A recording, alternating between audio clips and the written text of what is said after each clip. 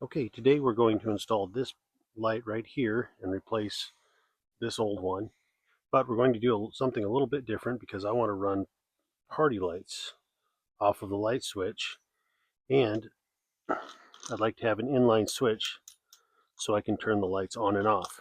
So we're going to install this inside this fixture and then run an inline switch on the party lights so they can be turned on and off whenever we so please. First step, take off the old fixture. Removing the fixture was extremely easy. It was just a matter of taking these little nuts, these circular nuts, off of these bolts, and it popped right off. And we're past the point of no return because I lost one of these. It fell down in the rocks below. So good thing we don't want this thing anymore.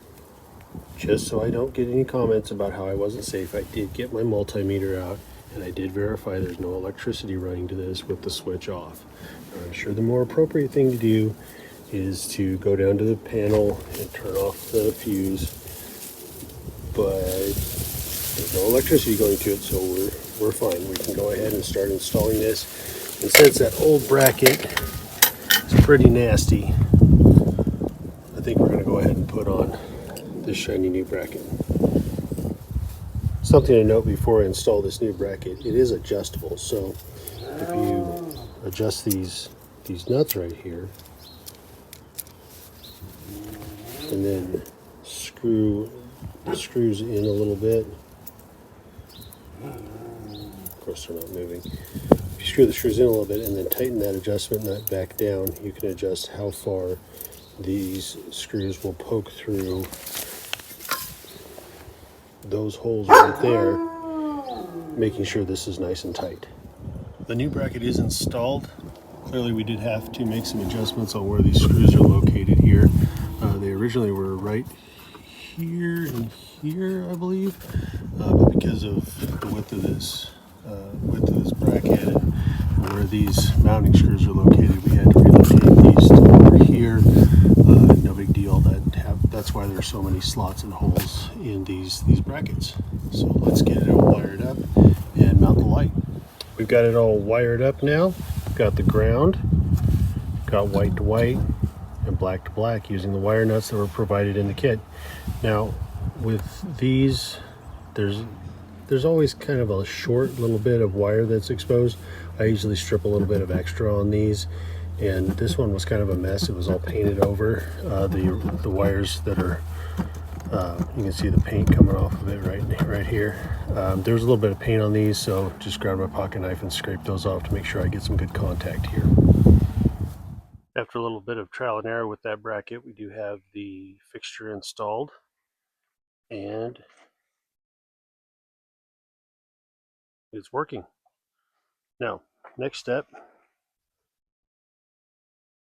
is to get the inline switch installed. So I've split the wire here already. The way the inline switch works is it cuts off electricity to one side of the wire. So we just need to get this wired into the inline switch. That's how the inline switch looks once it's wired. Now we're going to close it up, plug it in, and test it out. And here's the result. The light is on, but the party lights aren't on yet. Well, here's my switch.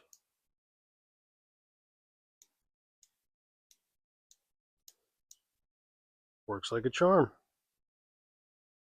Now the only thing left to do is to finish putting the fixture on here, put some caulking around this, and then hang the party lights.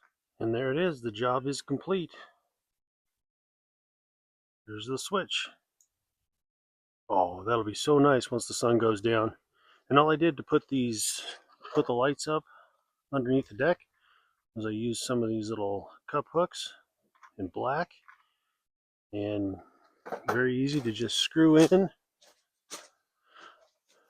Just hook up right there. And you've got a nice set of party lights. And I know it seems silly to put them where there's just a bunch of gravel underneath here, gravel and rock, but eventually there's going to be a patio underneath here. So this will be a nice little party area.